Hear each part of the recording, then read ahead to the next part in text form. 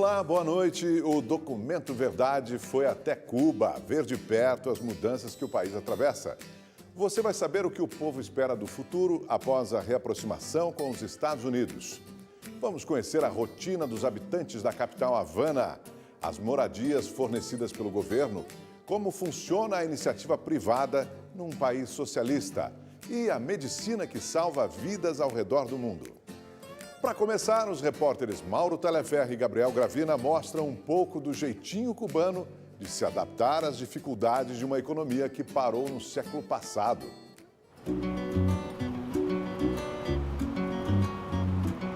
Tudo o que você já ouviu falar sobre Cuba provavelmente é verdade.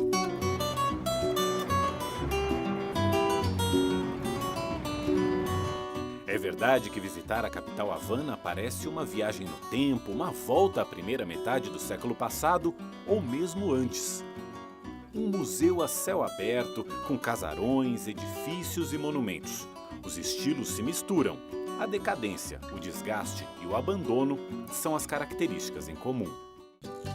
É verdade que entre recursos escassos há sorrisos e simpatia de sobra. Existem amplas e arborizadas avenidas sem qualquer arranha-céu. O calor latino do verão, quase 40 graus. As filas para tomar o sorvete com preço subsidiado pelo Estado. E quando o sol vai baixando, o Malecón, a Avenida Beira-Mar, é o ponto de encontro da cidade. É verdade também que a frota de veículos, em grande parte, foi fabricada nos anos 50 do século XX e segue rodando bravamente. Muitos desses carros viraram táxis, que os cubanos compartilham como se fossem lotações. Se o destino dos passageiros coincidir, é só embarcar, até não caber mais ninguém. Manter esses possantes na ativa requer dedicação e carinho. Joel capricha no brilho. O Dodge 54 pertenceu ao avô e ao pai dele, e agora transporta turistas. O dono garante que é tudo original, inclusive o motor. Sim, original completo. Tudo? Todo. Motor, caja, todo. Tudo original. Carro clássico aqui, nos gusta muito tenerlo aqui. Seu Librado Pérez não pode dizer o mesmo em relação às peças do Chevrolet 53 conversível que a filha dele usa também para levar turistas. Vez ou outra, o aposentado tem que dar um jeitinho para o carro não parar. Um exemplo de como é que se improvisa para consertar um carro aqui em Cuba. Olha o que o seu Librado fez. O motor é original, é do carro mesmo, mas algumas peças foram se desgastando. O que ele fez? O carburador, por exemplo, saiu de um outro carro, um modelo russo. Esse filtro para gasolina também saiu de um carro russo. Mas essa pecinha aqui foi improvisada pelo seu Librado, saiu de uma pia. Ele deu um jeitinho, conseguiu soldar algumas partes aqui e assim o carro está funcionando e anda pela cidade toda. Como se hace para arreglar os coches acá em Cuba?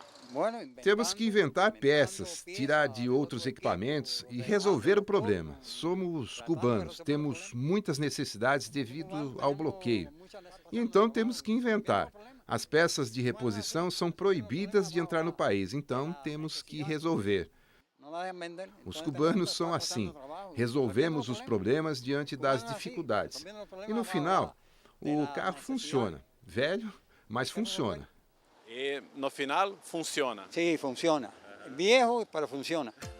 Envelhecido, mas ainda funcionando. O que vale para os veículos, vale para o país inteiro. Assim como os carros, Cuba encanta quem a olha de fora. E assim como os carros, resiste. Principalmente pela capacidade de improviso de seu povo. Esses carrões aqui dizem muito da capacidade dos cubanos de se adaptarem às dificuldades. O que poderia ser uma frota envelhecida é usada pelo seu charme para o ganha-pão de muita gente. Principalmente, olha aqui, no transporte de turistas. Os turistas adoram o passeio nos carrões cubanos. Os carros que hoje levam os turistas para passear também contam um pedaço da história do país. Nos anos 50, quando os veículos foram importados dos Estados Unidos, os americanos eram aliados do ditador cubano Fulgêncio Batista. A elite cubana exportava açúcar e vivia com luxo. Companhias americanas dominavam a economia.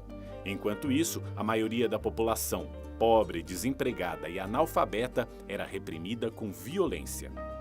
Como reação, guerrilheiros passaram a combater as tropas de Batista e, em 1959, o grupo comandado por Ernesto Che Guevara e pelos irmãos Raul e Fidel Castro tomou o poder. Ex-integrantes da ditadura foram fuzilados, empresas e propriedades rurais nacionalizadas. O novo governo realizou uma reforma agrária, instituiu saúde e educação gratuitas e, ao se declarar socialista, aproximou-se da antiga União Soviética, adversária dos Estados Unidos. Os americanos romperam relações diplomáticas com a ilha e proibiram seus cidadãos e empresas de fazer negócios com Cuba. Esse embargo já dura 55 anos. Hoje, é ele que impede, por exemplo, a chegada de peças de reposição originais para os carros antigos. Os americanos imaginavam que, estrangulando a economia, forçariam a mudanças na política e até derrubariam o regime. Só que mais de meio século depois, Cuba continua sendo um país socialista e com os irmãos Castro no poder. A estratégia do embargo fracassou na política, mas deixou sequelas graves na economia. As Nações Unidas condenam seguidamente o embargo, que o governo cubano chama de bloqueio, por manter a infraestrutura e a tecnologia no país atrasadas. Ao longo desses 55 anos, Cuba perdeu a vantagem estratégica de estar a apenas 150 quilômetros da maior economia do mundo. As relações comerciais passaram a se concentrar na Europa, Rússia e China, com o frete mais caro. O acesso aos bancos e ao crédito no mercado internacional ficou restrito. Enquanto isso, nos Estados Unidos, a manutenção do embargo foi usada para agradar os dissidentes cubanos que se instalaram na Flórida, um estado que costuma decidir eleições presidenciais no país. Mais de meio século se passou e entre os exilados cubanos e seus descendentes ainda há resistência em relação a reatar laços com o regime castrista. Isso é uma infâmia da administração socialista do comandante Obama, de buscar vínculo, associação, participação com o regime terrorista de Havana. Não estou de acordo. Estaria de acordo se fosse um país livre, sem os Castro. Um país onde as liberdades civis se demonstrassem e onde não houvesse presos políticos. Nunca esperem nada. Povo cubano, nunca espere nada dessas negociações, porque para o regime de Havana, tudo que importa é se manter no poder. Vocês não importam. Eles querem que vocês estejam passando fome e necessidade. Querem que vocês fujam em balsas, como eu fugi. Hoje, no entanto, os descontentes são minoria no estado. O empresário cubano Hugo Câncio era adolescente quando a família mudou para a Flórida. Hoje, ele vive em Miami, mas mantém negócios na área de comunicação nos dois países e se prepara para investir em turismo. Hugo vê uma nova mentalidade de lado a lado. Por muitos anos, se le inculcou de que os problemas principais que atravessava este país eram produto de las Durante muitos anos, se repetiu a uma geração que os principais problemas deste país eram produto do embargo americano e das gestões políticas da comunidade exilada, que já foi chamada de máfia de Miami. Mas agora entende-se que a responsabilidade de implementar as melhorias em Cuba é do próprio Estado cubano. E isso é estimulante. Independentemente do fim do embargo, a mudança mais importante, que não depende de nenhum governo, é a mudança de mentalidade. Miami é uma cidade totalmente cambiada. Miami é uma cidade onde a grande maioria... Por outro lado, Miami também mudou completamente. Muitos do que apoiaram a política equivocada dos Estados Unidos mudaram de opinião. É hora de nos unirmos, como cubanos, e ajudarmos a reconstruir nosso país. Com nossos esforços, ajudar à reconstrução de nosso país. Reconstruir é um verbo que Cuba terá de conjugar literalmente e o mais rápido possível. Com a Revolução, os casarões do centro de Havana foram destinados à moradia popular. Hoje, degradados, são como os nossos cortiços, cada um subdividido entre muitas famílias.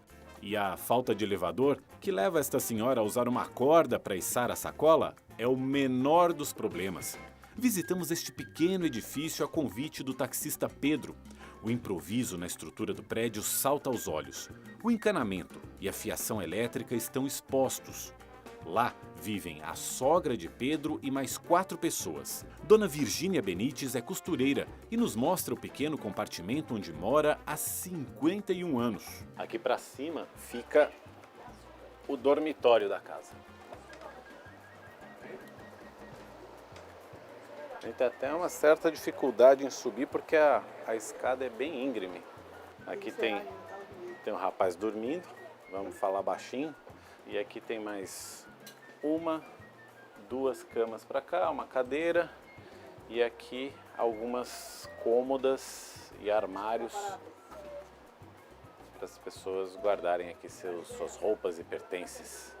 São 20 metros quadrados no total e esse piso aqui é de madeira. A gente percebe que isso aqui foi construído para que eles tivessem mais espaço para poder fazer aqui, para aproveitar todo o espaço, não é isso? Para poder fazer os dormitórios aqui em cima.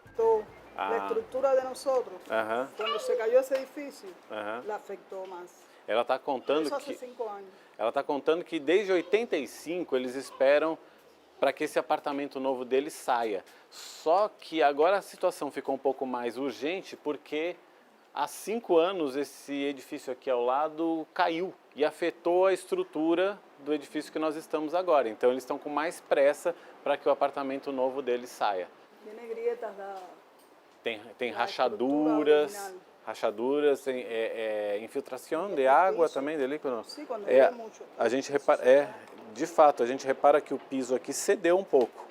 Ó, se eu aperto aqui, ele dá uma afundadinha ali também. Se está hundindo. Lo hemos preparado vezes, pero cede outra vez. Já consertaram 2 vezes e cedeu de novo. Então a situação deles é bem urgente para que eles consigam trocar de casa rapidamente. Dona Virgínia vive como a maioria dos cubanos. O salário mensal médio no país equivale a $20, cerca de R$70. O Estado garante a saúde, a educação e a moradia, mesmo que em condições precárias. Ainda fornece alimentos a preços subsidiados. Em cadernetas como esta, cada trabalhador controla o que já adquiriu. Mas a variedade é pouca e a quantidade limitada. Raramente dá para um mês. As famílias precisam complementar as compras nos mercados normais, onde os preços estão subindo. A inflação tem sido estimada entre 5% e 6% ao ano. E se falta dinheiro, os cubanos vão buscar o alimento no mar. Em Havana, não é raro encontrar gente pescando no malecón. Alguns por passatempo, outros por necessidade. Quem é acá o melhor pescador? Aqui, mira aqui. Esses dois? Sí, esos son los mejores. ¿Son los mejores o son los que tienen más suerte? Más suerte. Mais suerte. Os peixes saem da água com uma cor acinzentada por causa do óleo que os navios derramam. Olha como é que fica a mão de óleo que tem na água, olha só. Isso só de pegar na linha, de ir puxando a linha. Olha como fica. Mas em Cuba nem tudo é precariedade na busca por alternativas para aumentar a renda e para fazer a economia crescer. Há uma janela aberta para mudanças e com vista para os Estados Unidos. Olha, assim como o povo cubano demonstra capacidade de improviso no dia a dia, o governo também teve de se adaptar para manter a economia do país viva. Aos poucos, o país permitiu a abertura de pequenos negócios. E assim surgiu a primeira geração de empreendedores da Ilha Socialista.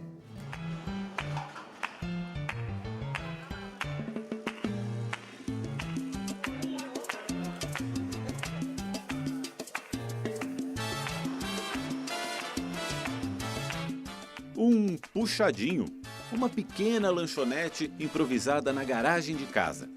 Uns mais simples, outros mais equipados, é assim que muitos cubanos tentam ganhar um dinheirinho extra. O regime socialista controla a economia, mas as seguidas crises que o país atravessou forçaram o governo a flexibilizar essa política, especialmente nos últimos 5 anos. Em cada grupo de 10 trabalhadores cubanos, 7 são empregados do Estado. Aí não é difícil imaginar que uma máquina pública assim tão inchada acabe se tornando insustentável. Por isso, o governo vem autorizando a abertura de pequenos negócios particulares, de modo a, ao longo do tempo, substituir postos de trabalho estatais por empregos na iniciativa privada. Cuba tem 11 milhões de habitantes. Cerca de 5 milhões formam a força de trabalho. A taxa de desemprego no ano passado foi de 3,6%. 70% dos trabalhadores estão empregados no setor de serviços, que responde por 82% da geração de riquezas no país.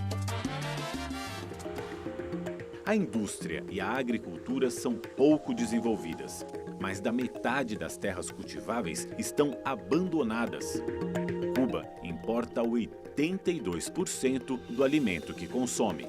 E para complicar, o país enfrenta neste ano a pior seca desde 1901. A ilha tem poucos rios e depende das chuvas para encher as represas.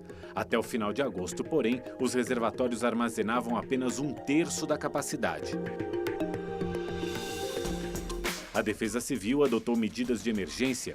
Em Consolación del Sur, município de uma região agrícola no oeste da ilha, caminhões-pipa e tratores com tanques acoplados são usados para abastecer a população. Os moradores usam garrafas para buscar a água que não chega mais às residências. Esse homem faz até 3 viagens por dia. As torneiras da casa dele estão secas há 1 mês e meio. E não chega água. De modo geral, o panorama econômico gera poucas perspectivas, especialmente entre os mais jovens. Muitos, quando podem, emigram. Esses 3 irmãos, por exemplo, se queixam de que faltam perspectivas de trabalho no país. O salário solo é demasiado, muito complicado sobreviver neste país. Mas esse cenário também levou muita gente a abrir pequenos negócios, como restaurantes, táxis e pousadas. Essas pessoas não são funcionárias do governo, trabalham por conta própria. Por isso, são chamadas por aqui de cuentapropistas. Isabel Gonzalez é uma delas. Possui 2 restaurantes, ambos neste prédio. Emprega 24 funcionários e tem lucro. Mas arca com as dificuldades de fazer parte da primeira geração de empreendedores privados do pós-revolução em Cuba. La principal dificultad tiene que ver con el abastecimiento, ¿ya? Con la adquisición de la mercancía que compramos para poder ofertar el servicio. A principal dificuldade tem a ver com o abastecimento, por não contarmos com o mercado atacadista em Cuba. Temos que comprar no varejo e isso nos afeta nos preços, que seriam menores no atacado, e também na falta de mercadorias, pois fazemos compras nos mesmos lugares que o resto da população. Se vas a comprar por maior, devia ser um pouquinho mais baixo. São poucos os dias nestes 4 anos que conseguimos ter o cardápio completo. Isso me aborrece muito e aborrece o cliente também. A vezes o cliente se molesta por isso. A origem dos restaurantes particulares aqui em Cuba está nas pessoas que abriam suas próprias casas para servir refeições, às vezes até clandestinamente. Depois, quando o governo deu as permissões para os restaurantes funcionarem, as pessoas continuaram abrindo os restaurantes nas residências. Esse espaço aqui, por exemplo, era um apartamento que foi reformado e virou um restaurante. Aliás, os 2 restaurantes da Isabel ficam em antigos apartamentos. Só que ela tem vizinhos aqui no prédio. A gente está indo aqui para o corredor, onde estão alguns desses apartamentos.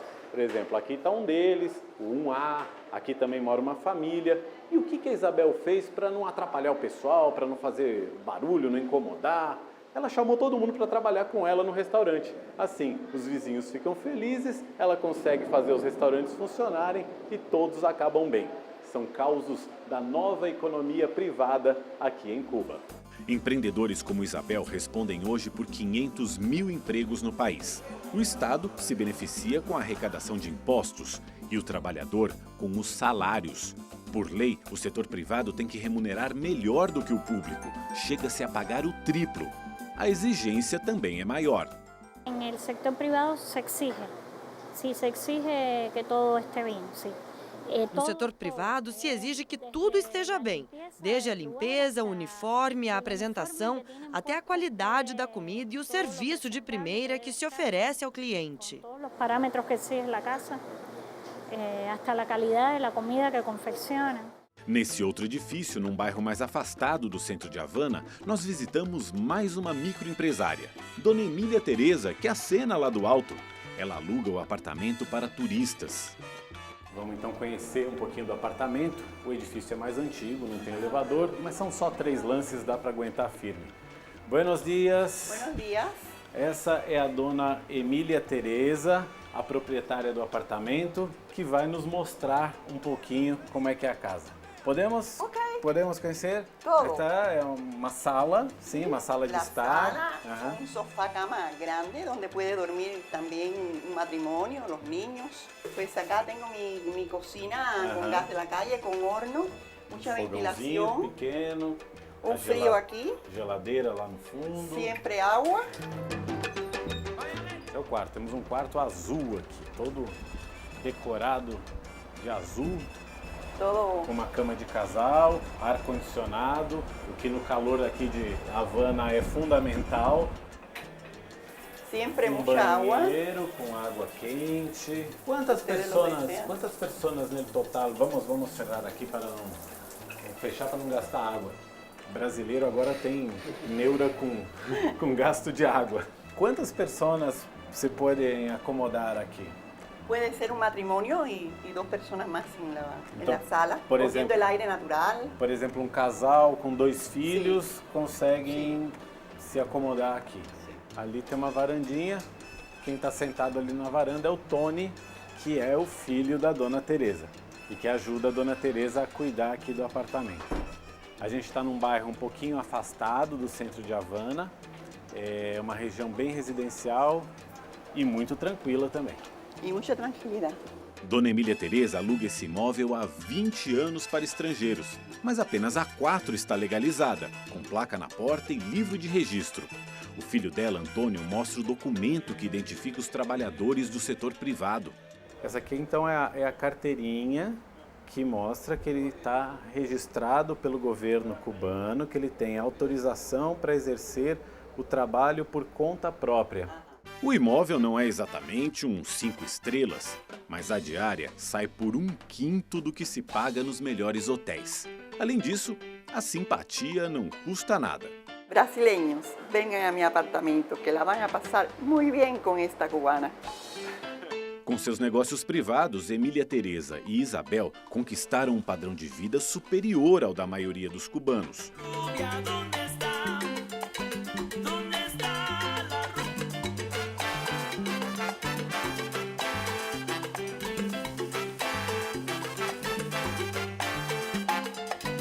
O diplomata e historiador Carlos Alzugaray concorda que as diferenças de classe já existem e devem se acentuar.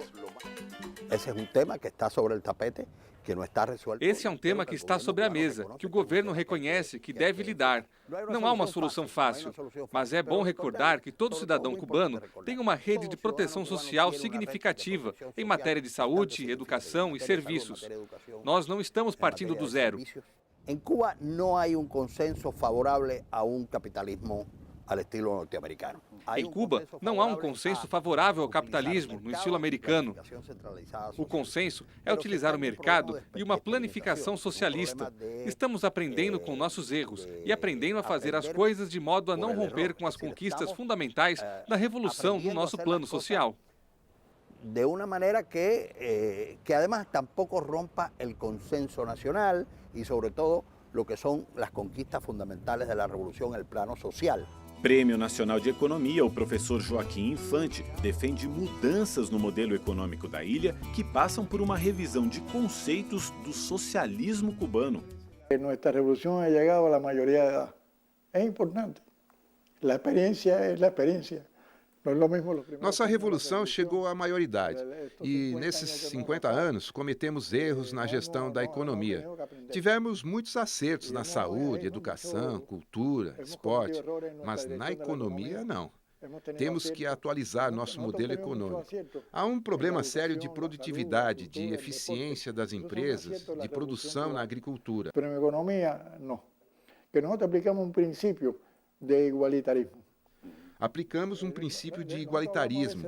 As pessoas recebiam seus salários de acordo com suas categorias profissionais, sem levar em conta o seu nível de eficiência. Isso afeta o estímulo para trabalhar. O presidente Raul Castro já declarou que o socialismo é a igualdade de direitos e de oportunidades, mas não é igualdade de salários. Os salários têm que estar de acordo com a eficiência. Não é a primeira vez que o regime cubano adapta seu discurso. Até os anos 90, Cuba recebia generosas injeções de recursos soviéticos. Mas o colapso da União Soviética secou a fonte e forçou o então presidente Fidel Castro a estimular a entrada de investimentos estrangeiros, o turismo e pequenos negócios particulares. Hoje, Cuba vive uma nova onda de liberalização, mas com uma enorme diferença. O recente restabelecimento das relações diplomáticas com os Estados Unidos oferece possibilidades reais de desenvolvimento econômico, mesmo na vigência do embargo. Na sua visita a Havana no mês passado, para reabrir a embaixada americana, o secretário de Estado americano John Kerry montou uma agenda de trabalho com o ministro das Relações Exteriores cubano, Bruno Rodrigues. Sabemos que tem mais ou menos 3 categorias de temas que vamos poder conversar com os cubanos. O mais fácil para fazer progresso, achamos, vão ser temas como segurança marítima e meio ambiente, câmbio climático, mudanças climáticas. Agora temos outros temas mais difíceis nessa segunda categoria, que seriam temas como a aviação e a telecomunicação. E finalmente, nessa terceira categoria, tem temas como direitos humanos, tráfico de pessoas, que vão ser realmente vão requerer muito trabalho. Na ilha, as expectativas variam no conteúdo e na intensidade, mas são todas otimistas. No setor do turismo, obviamente, o setor da tecnologia. Os setores de turismo, tecnologia, agropecuária, telecomunicações, bens de consumo serão beneficiados. É que é um mercado natural para Estados Unidos. Estamos a 40 minutos do sul da Flórida. Porque grandes empresas de tecnologia americanas têm fábricas na China e na Índia, quando poderiam ter em Cuba, com pessoas qualificadas, inteligentes, preparadas. É algo natural. Do país com um personal qualificado, inteligente, preparado. É decir, é que é natural. Já que se han sentado a conversar, a dialogar. Já que se sentaram para conversar, espero que melhore muito a tecnologia e informática, para que todos os cubanos que estão aqui tenham comunicação com os parentes que estão fora do país. Que possam ter melhor comunicação com os que estão allá, com os que estão fora deste país. A alimentação, sobretudo. Povo que está bloqueado. A alimentação, sobretudo, pode melhorar. Um povo que está bloqueado não tem alimentação. A maioria do povo não tem comida, especialmente a classe mais baixa, que é a mais afetada. A classe baixa e a classe mais afetada. Com os Estados Unidos, Cuba poderá obter investimentos e tecnologia. Obama aprovou, por exemplo, licenças para materiais de telecomunicações, no momento em que Cuba está abrindo sua internet. Internet. Demorou, mas chegou. E você vai ver o que os cubanos precisam fazer para se conectar à rede.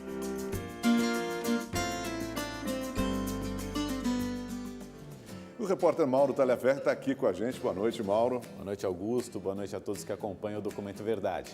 Olha, Mauro, então, a internet está chegando só agora em Cuba, né? Como é que foi a sua experiência enquanto você esteve por lá para se conectar? Conta pra gente. Augusto, imagina você ficar 8 dias sem conexão de internet. Não dá, né? A gente imagina hoje, né? Pra gente que está acostumado ali no dia a dia, é maluco isso. Porque o que acontece é o seguinte, na rua, enquanto a gente está produzindo a reportagem, se eu estou aqui no Brasil, eu vou usar a internet que está no meu celular. E lá não existe a internet 4G, 3G, isso lá não existe. Então era uma loucura. O que eu fazia era usar o SMS, que não é internet, do celular do meu motorista. E aí eu me comunicava com a produtora nossa que estava trabalhando para a gente lá em Cuba. Só quando nós fomos fazer a reabertura da Embaixada Americana é que foi montada uma sala de imprensa e aí sim existia uma internet de alta qualidade. Fora isso, eu tinha internet de manhã cedinho, logo que eu acordava, E tarde da noite, quando eu ia dormir, no hotel, porque aí o hotel tem serviço de internet, Wi-Fi, por internet sem fio. Quer dizer, com os americanos então chegou a tecnologia, né, Mauro? Com os americanos eles deram uma caprichada. E era boa, viu? Era boa a internet. Esse serviço ali da sala de imprensa era muito boa. A gente transmitiu arquivos grandes de imagens que a gente mandou aqui para o Rede TV News. A gente transmitiu assim numa velocidade muito boa mesmo. Melhor do que em muito país da Europa onde eu já tive. Quer dizer, na rede local então tem essa diferença para os turistas e para os locais, né? Existe, mas essa diferença ela já foi maior. Ainda existe esse acesso mais facilitado nos hotéis, que era o que acontecia até agora. Mas agora a internet começou devagarinho a chegar a toda a população, como você acompanha a partir de agora.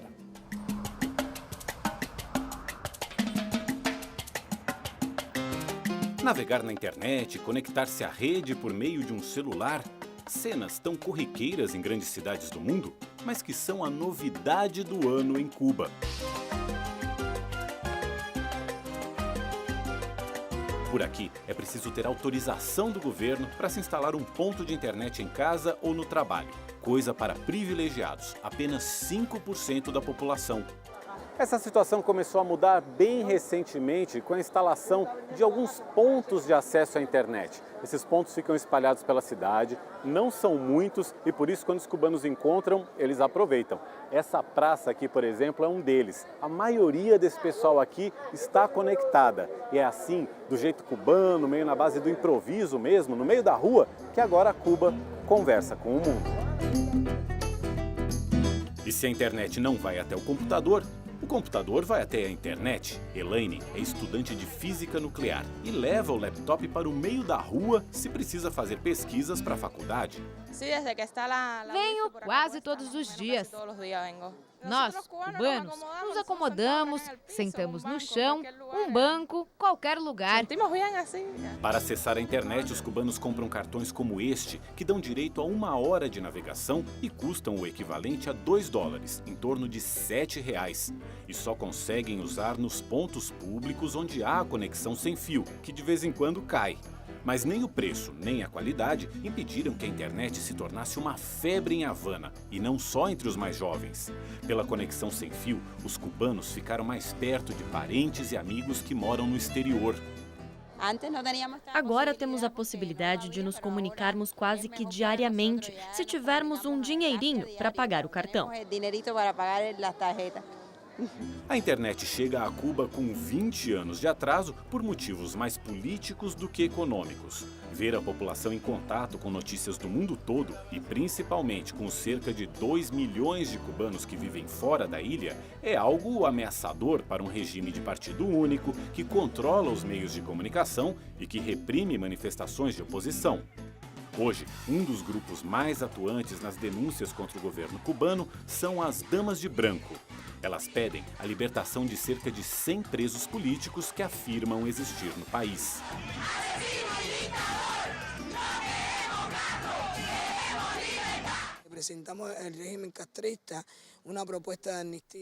Apresentamos ao regime castrista uma proposta de anistia a todos os presos políticos, que cesse a violência e que haja liberdade a todo o povo cubano.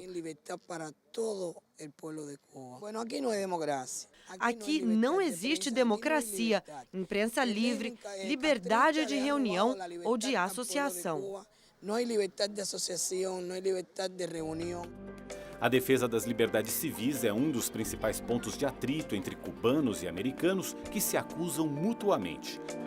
Logo após a reabertura da Embaixada dos Estados Unidos, o ministro das Relações Exteriores de Cuba se disse orgulhoso do modo como seu país assegura o exercício dos direitos humanos e criticou o vizinho na entrevista que deu com o secretário de Estado americano. É verdade que nós também temos preocupações em matéria de direitos humanos. É verdade que também temos preocupações em matéria de direitos humanos nos Estados Unidos. Cuba considera o princípio de salário igual para homens e mulheres. Se opõe à discriminação de gênero e racial, à brutalidade policial que produz mortes e nem mantém sob sua jurisdição um território onde se tortura e onde existem pessoas num limbo jurídico. Esforços para aproximar os governos americano e cubano existem desde a Revolução de 59. Entre os mais recentes estão as visitas a Cuba do ex-presidente dos Estados Unidos, Jimmy Carter, em 2011, e do Papa Bento XVI, em 2012. A Igreja Católica, por sinal, teve participação importante na retomada das relações com o envolvimento de cardeais dos dois países.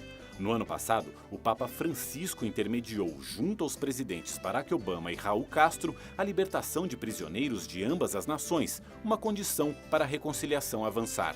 Na esfera diplomática, as negociações levaram 18 meses e envolveram pouquíssimos funcionários dos dois governos, com reuniões secretas, algumas delas realizadas no escritório do governo canadense em Ottawa. Culminaram com o anúncio simultâneo dos dois chefes de Estado, em dezembro do ano passado, de que as hostilidades haviam chegado ao fim. Tradicionalmente, a política norte-americana hacia Cuba, desde a década de 60, tratou de ignorar a existência. Desde a década de 60, a política americana era ignorar a existência do governo cubano, negar sua legitimidade. A negar a legitimidade do governo cubano e a não aceitar sua capacidade negociadora. O que muda agora é que os Estados Unidos reconhecem que existe um governo cubano com o qual tem que negociar. Para o diplomata americano Wayne Smith, que durante 3 anos dirigiu a seção de interesses dos Estados Unidos em Cuba, a decisão de reatar as relações demorou a ser tomada. By 2014, the United States was the only country. Até 2014, os Estados Unidos eram o único país no hemisfério que não tinha relações diplomáticas e comerciais com Cuba. Éramos nós que fazíamos o papel de tolos, isolados, desatualizados, e não Cuba. So we were the ones who were made to look foolish and isolated and out of touch, not Cuba. Pesquisas de opinião pública nos dois países já revelavam o apoio da maioria dos cubanos e americanos à normalização das relações. E embora discursos e apertos de mão não cicatrizem todas as feridas abertas em meio século de atritos, os dois países encontraram agora um caminho civilizado para discutir suas diferenças.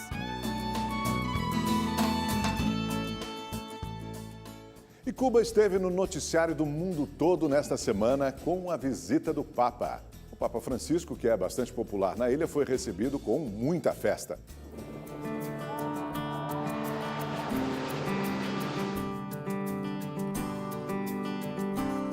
Um líder religioso e uma das figuras mais influentes no cenário político internacional. Em Cuba, o Papa Francisco foi recebido por aqueles que queriam ouvir uma palavra de fé, como essa aposentada que agradeceu a Deus pela visita do pontífice. Nós nos sentimos abençoados, disse ela. Mas Francisco também foi esperado por quem reconhece nele um dos principais articuladores da reaproximação entre os governos cubano e americano. Essa cubana que vive em Miami, por exemplo, falou da esperança de que as coisas melhorem para a população da ilha com mudanças reais que ainda não aconteceram. Pois Francisco não decepcionou ninguém. Logo ao desembarcar em Havana e ser recebido pelo presidente Raul Castro, o líder católico já mencionou a diplomacia entre Cuba e Estados Unidos. Há alguns meses temos assistido a um evento que nos enche de esperança, o processo de normalização das relações entre dois povos depois de anos de estranhamento. É um processo, é um sinal da vitória da cultura do encontro e do diálogo, discursou o Papa.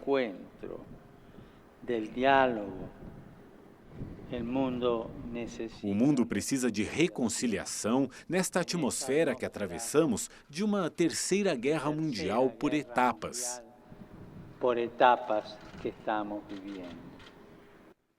O presidente cubano agradeceu a Francisco pelo apoio dado ao diálogo com os americanos. É o primeiro passo para normalizar os laços entre dois países que têm problemas a resolver e injustiças a reparar. O embargo que provoca danos às famílias cubanas é cruel, imoral e ilegal. Ele precisa acabar. O território de Guantánamo, usurpado dos cubanos, precisa ser devolvido, disse o governante.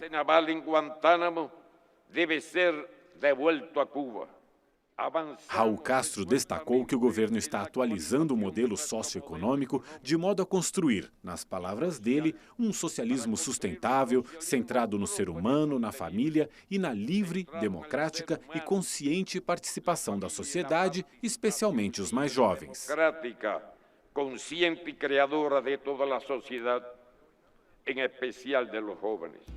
Liberdade e democracia não foi exatamente o que se viu quando 3 dissidentes do regime cubano tentaram se aproximar do Papa aos gritos de liberdade na Praça da Revolução. Todos foram detidos por agentes à paisana. De acordo com o fundador da Comissão Cubana de Direitos Humanos e Reconciliação Nacional, Elizardo Sanches, pelo menos 50 dissidentes foram presos durante a estadia de Francisco em Cuba. Outros teriam sido ameaçados pela polícia e advertidos para que não saíssem de casa. Não foi sempre, aliás, que o governo cubano tolerou manifestações religiosas. A Revolução de 59 instituiu o Estado ateu e reprimiu tanto católicos como os praticantes da santeria, um conjunto de crenças e cultos que combina religiões africanas e o catolicismo, seguida pela maioria da população. O veto às religiões caiu nos anos 90 e Francisco é o 3º Papa a visitar a ilha nos últimos 17 anos. Ainda na parte política da viagem, o líder da Igreja Católica foi à casa do ex-presidente Fidel Castro. No encontro, que não estava na agenda, Francisco deu a Fidel livros sobre teologia e um CD. E ganhou um exemplar do livro Fidel e a Religião, escrito pelo brasileiro Frei Beto. Segundo a imprensa cubana, os dois conversaram sobre o compromisso com os pobres e a preservação da paz mundial. Mas o Papa também deixou mensagens pastorais às dezenas de milhares de cubanos que assistiram às missas celebradas por ele. Em Havana, com o altar posicionado diante da imagem do argentino Ernesto Che Guevara, compatriota de Francisco, o pontífice condenou a sedução do individualismo e pediu que os cristãos sirvam e protejam os mais vulneráveis. Amar ao próximo significa colocar nossos irmãos e irmãs no centro de tudo. Servir não é uma atitude ideológica. Não servimos ideias, servimos pessoas. Já que não se sirve a ideias, sino que se sirve a pessoas. Em Holguín, 3ª maior cidade do país, o Papa afirmou que reconhece os sacrifícios e esforços da Igreja em Cuba, onde apenas 10% da população se declaram católicos, metade dos padres é estrangeira, faltam templos e os trabalhos sociais dependem de recursos enviados do exterior. Habitantes de Guantánamo, presentes na missa, pediram a intervenção de Francisco para que os Estados Unidos devolvam a base naval da região. Do alto da colina Loma de la Cruz, o líder católico abençoou a cidade e a população de Holguín. Sobre toda esta cidade. Um coro infantil saudou o Papa e ele elogiou a atuação das crianças. Meus parabéns, vocês cantam muito bem. E não se esqueçam de orar por mim. Não se olvidem de rezar por mim. Com balões coloridos no céu, a cidade se despediu de Francisco. Em Santiago de Cuba, o Papa cumpriu a última etapa da visita de 4 dias. No Santuário de Nossa Senhora da Caridade do Cobre, padroeira do país, Francisco depositou flores junto à imagem da Virgem. Depois, pediu pela reconciliação do povo cubano disperso pelo mundo todo. Palavras que ganham significado especial ditas horas antes de o Papa viajar para os Estados Unidos. Lá estão 2 milhões de cubanos, muitos deles dissidentes. E o que pensam os cubanos que vivem por aqui? O Documento Verdade reuniu 3 gerações de imigrantes em São Paulo para contar como eles se adaptaram ao Brasil e o que esperam do futuro da ilha. E tudo ao som de clássicos da música cubana.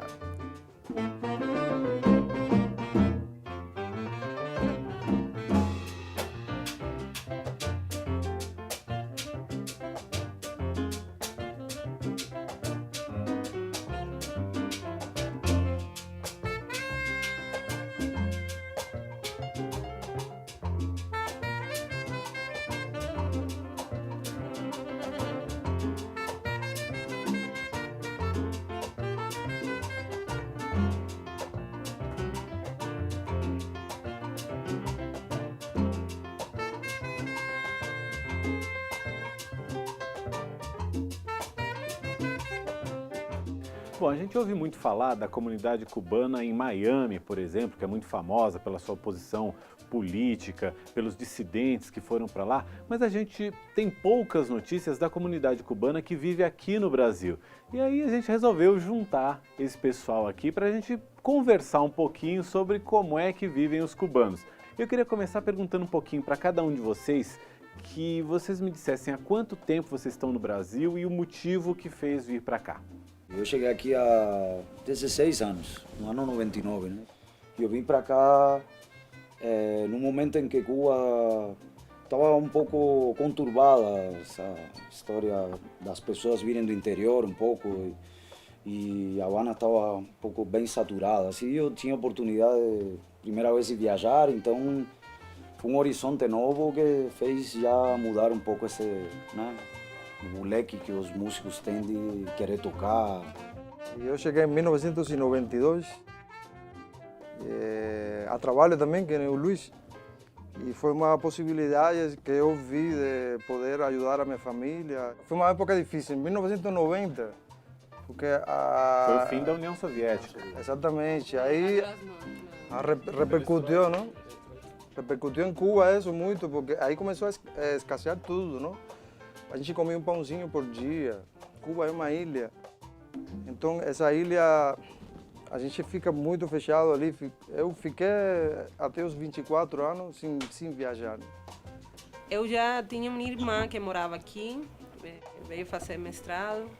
E a gente sabia, veio para ficar mesmo. Você veio com uma autorização para vir, mas provavelmente com um prazo para voltar. Sim, com certeza, um visto de 11 meses, e aí depois desses 11 meses você vira dissidente. Você não, na época, hoje já é liberado, tudo bem, pode voltar e tal. Na época você ficava sem permisso para voltar em Cuba.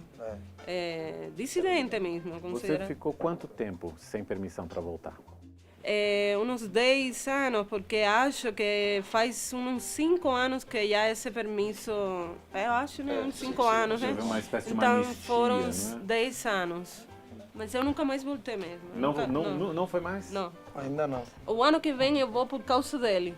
Que fica curioso, pergunta, quer conhecer. Eu cheguei uns meses depois de Pepe, novembro de 92. Morei no Rio um tempo, Rio de Janeiro é Habana mesmo. O carioca é um habaneiro. Eu não pensei ficar aqui. Eu pensei estar aqui só de passada e ir para os Estados Unidos, que tenho meus irmãos lá, não? Mas fui pegando aquele jeitinho brasileiro, aquela coisa, jogo cintura para cá e para lá.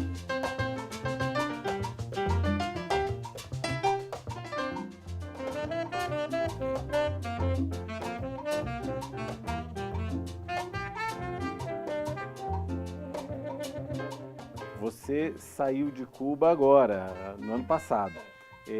Por quê? O que te moveu a sair de Cuba? No meu caso foram diferentes fatores. Econômico, em Cuba não está bem, não está melhor, está menos pior que nos anos 90. Eu acho que está um pouco menos pior que os anos 90, mas tem muita carência. Agora, eu estive em Cuba há uma semana atrás e eu vi mais carência social que carência econômica. Então, a pessoa não tem o que falar, a pessoa virou uma guerra entre cubanos, entendeu? Dentro de Cuba. Por a mesma coisa, que é sair do país. Minha geração que queria era sair do país, minha geração não quer fazer, não quer construir nenhuma coisa em Cuba. Só quer sair e experimentar. Porque não vê futuro dentro. No meu caso foi isso, eu saí porque não via futuro. A coisa que eu queria fazer com a música, aprender outras linguagens, conhecer lugares como São Paulo, como Estados Unidos, como Europa, onde musicalmente vamos apontar, eu não conseguia fazer isso desde Cuba. E você foi autorizado a sair? Como é que... Eu saí como turista. Agora o cubano consegue sair, teoricamente.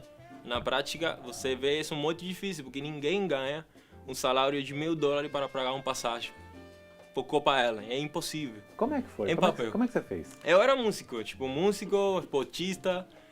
Conseguem ganhar um dinheiro guardando muito sacrificado, muito tempo. Eu tenho família nos Estados Unidos, eles me ajudaram. Mas meu plano era chegar, ficar uns 5 anos no Brasil e ir para os Estados Unidos.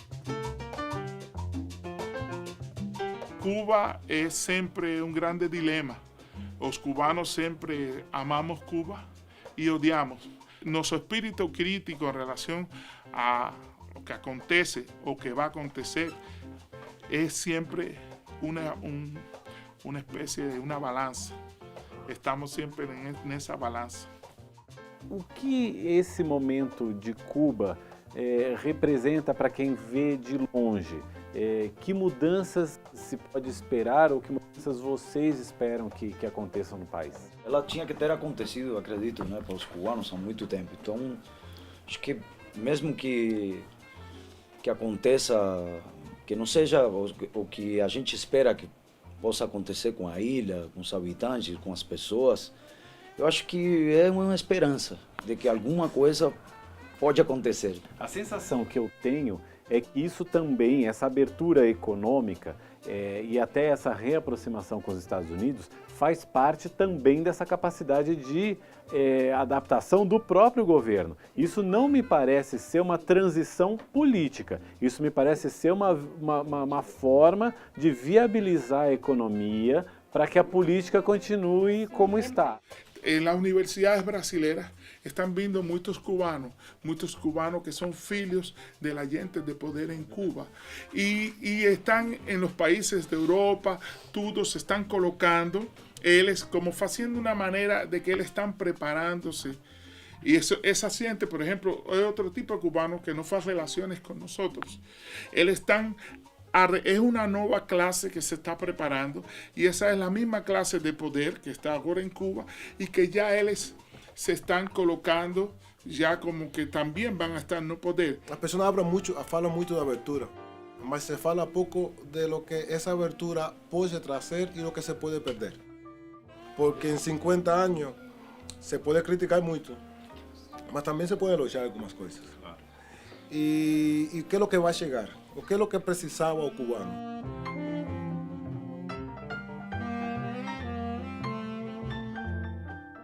Eu acho que ela vai sobreviver a todo isso, vai ser uma ilha que vai continuar aí, vai ter coisas maravilhosas. Se eu definiria o que é o cubano, o que é Cuba, eu definiria uma palavra, não? Sonho. Todos têm um sonho, não? Em Cuba, não?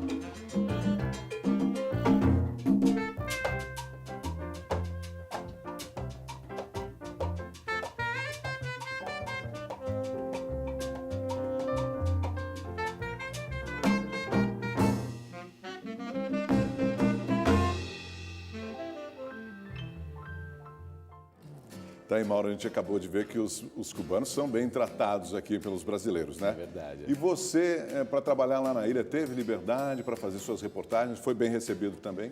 Augusto, a gente foi muito bem recebido, com todas as pessoas assim que nós tivemos contato, sejam os entrevistados, as pessoas na rua que nós procuramos para entrevistar, todo mundo tratou a gente muito bem, eles gostam muito dos brasileiros. Eles acompanham as nossas novelas, eles conhecem a nossa música, então legal. Isso facilitou muito. Em relação à questão da liberdade, não tivemos nenhuma restrição, mas existe um controle. Eu, por exemplo, eu trouxe aqui para você ver a carteirinha que era a credencial que a gente usava. Ela é fornecida pelo Centro de Imprensa Internacional do governo cubano. Está aqui, trânsito. A gente tinha que usar isso no pescoço o tempo todo. Para mostrar, para deixar claro que a gente estava autorizado pelo governo cubano a produzir aquela reportagem. E a gente forneceu para o governo cubano um formulário dizendo tudo que a gente iria fazer lá na ilha. Mesmo assim, quando a gente foi gravar, por exemplo, em Mariel, a gente foi abordado 2 vezes. A gente foi abordado na estrada por um segurança, a gente parou para fazer umas imagens, e depois na cidade, um funcionário da Câmara Municipal nos levou até o Partido Comunista, a sede local do Partido Comunista. Aí eu fui conversar com a encarregada de imprensa do Partido Comunista, que queria saber o que a gente estava fazendo ali em Mariel. Aí já teve um cuidado mais especial, né, Maurinho? Tem que explicar, contar o que é a matéria, aquilo que a gente estava abordando, mas aí correu tudo bem. Ela falou, se é nessa linha, tudo bem, pode seguir em frente, e a gente seguiu sem ninguém mais incomodar. Exatamente, Mauro. Mariel é justamente onde fica o porto construído por uma empreiteira brasileira, uma obra financiada pelo BNDES, e o empréstimo passa por investigação do Ministério Público Federal, vale lembrar. Outra parceria polêmica entre cubanos e brasileiros é a do programa Mais Médicos, né, Maurinho? A medicina, aliás, tem sido uma vitrine de Cuba para o mundo.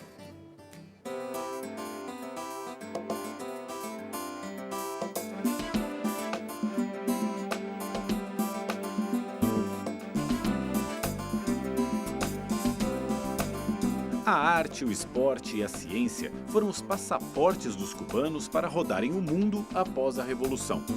Como só se viajava ao exterior com autorização, o governo permitia a saída de quem faria boa propaganda do país e acertou particularmente na medicina. Cuba instituiu uma espécie de diplomacia médica. Em 1960, médicos cubanos já davam assistência a vítimas de um terremoto no Chile. Nas décadas de 70 e 80, atenderam países envolvidos em guerras como África do Sul, Argélia, Zaire, Congo e Gana. Atuaram no socorro às vítimas do tsunami no Sudeste Asiático em 2004, no terremoto do Paquistão em 2005 e do terremoto no Haiti em 2010. Também atuam conjuntamente com instituições locais no combate à dengue, no Brasil, Argentina, Peru, Bolívia, Venezuela e Nicarágua. E a malária em Angola, Gâmbia, Etiópia, Gana e Moçambique.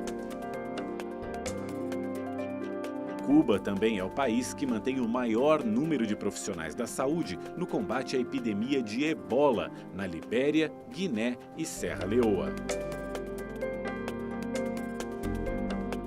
A ilha também recebe pacientes, como os quase 20 mil ucranianos que chegaram a Cuba na década de 90, pouco depois do desastre nuclear de Chernobyl.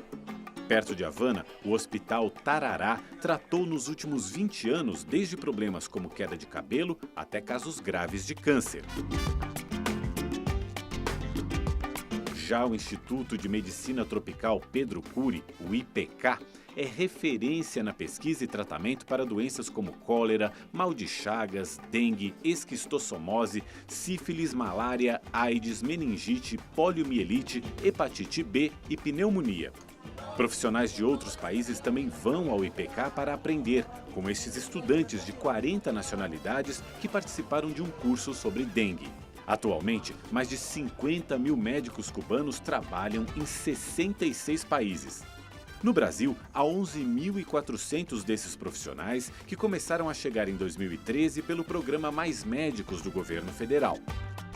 Alguns médicos cubanos que estão no Brasil mantêm contato aqui com o Instituto. E quando surgem casos mais difíceis, mais complexos, eles enviam informações e fotografias por e-mail para cá e discutem com os colegas possibilidades de tratamento para os pacientes brasileiros. O diretor do Instituto, Jorge Pérez, afirma que recebe boas avaliações sobre a atuação dos médicos no Brasil. O Brasil é uma potência. Nós não mandamos médicos aos centros de excelência do Brasil. Mandamos para onde as pessoas não têm cobertura e onde há poucos recursos. Nossos médicos são treinados para fazer diagnósticos onde existam poucos recursos e para tratar infecções e enfermidades. Como parte do salário dos médicos cubanos que atuam no Brasil vai para o governo de Cuba, a oposição brasileira e o Ministério Público Federal questionam a legalidade do convênio entre os dois países. Outro negócio entre cubanos e brasileiros que provocou protestos foi a construção do Porto de Mariel, a cerca de 40 quilômetros de Havana. A empreiteira Odebrecht obteve financiamento do BNDES para executar a obra. Os empréstimos concedidos pelo BNDES à empreiteira para a construção do Porto de Mariel totalizaram 682 milhões de dólares, em condições bastante vantajosas, tanto de juros quanto de prazo de pagamento.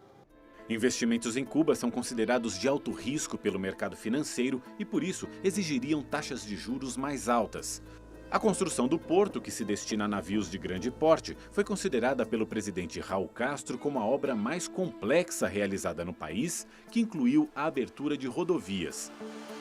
As primeiras operações do porto aconteceram em janeiro do ano passado. No dia em que visitamos a região, não havia movimentação de navios, mas registramos caminhões transportando contêineres nas vias de acesso. O porto foi projetado para atender a demanda de negócios que um eventual fim do embargo americano possa gerar, tanto que a região onde ele se localiza ganhou o status de Zona Especial de Desenvolvimento.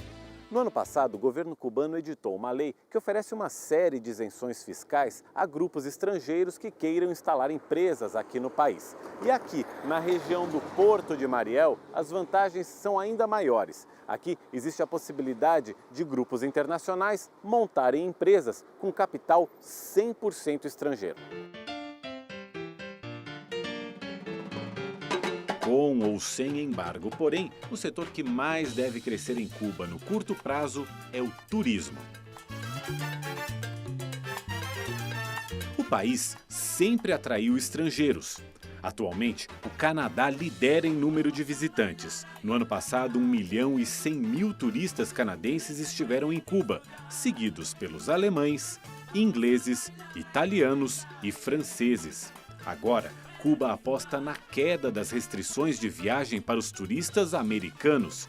Em 2014, eles foram os sextos colocados com 91.000 viajantes, mas esse número tende a crescer muito. A ilha tem boa estrutura de hotéis, pousadas, bares e restaurantes. Não faltam atrações nas cidades, sem falar no azul do Mar do Caribe. Mas é aquela atmosfera de volta ao passado o que mais atrai a curiosidade dos visitantes. Cuba recebe por ano cerca de 3 milhões de turistas. E logo depois da notícia da retomada das relações com os Estados Unidos, esse fluxo já aumentou em 15% e pode até dobrar nos próximos anos. Mas a pergunta que fica é: que país esses turistas vão encontrar daqui para frente? Eu espero que a professora espanhola diz que espera que os cubanos mantenham a identidade. É muito agradável andar pelas ruas e encontrar música, gente contente. Espero que eles possam trabalhar muito e crescer, mas sem perder a essência. Esse casal europeu decidiu visitar Cuba agora, porque seria a última chance de conhecer o país do jeito que está. Acho que em 2 anos poderá haver cafeterias e turistas americanos como se fosse o Havaí, ele diz. E completa. Por um lado, é uma oportunidade para melhorar a vida das pessoas. Por outro lado, é um risco. Eu acho que eles têm que manter a essência realmente do povo cubano, que é essa cordialidade, apesar de todas as dificuldades. A Cuba que eu quero ver e a Cuba que eu creio que a maioria dos cubanos querem ver. A Cuba que eu quero ver é que a maioria dos cubanos quer. É uma Cuba socialista, que mantenha todos os programas sociais, que se aperfeiçoa e se importa com os interesses de seu povo. De seu pueblo, de sua gente, por encima de todo. Não é uma Cuba capitalista. Não é uma Cuba capitalista. Não espero ver 200 lanchonetes americanas espalhadas pela ilha. Tomara que isso não aconteça. Manter educação e serviços médicos gratuitos, os investimentos na cultura. A identidade do povo cubano não está à venda. A identidade de nós, os cubanos, nossa identidade nacional não está à venda. Não há consenso sobre a profundidade das transformações políticas, econômicas e sociais pelas quais Cuba passará. É certo que elas já começaram e seguirão por muito tempo. Hoje, a cada pôr do sol, Cuba já está um pouquinho diferente do que era ao amanhecer.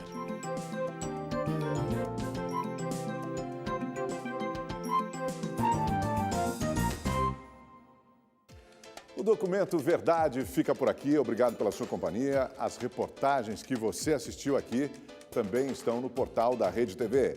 Você fica agora com leitura dinâmica. Uma boa noite.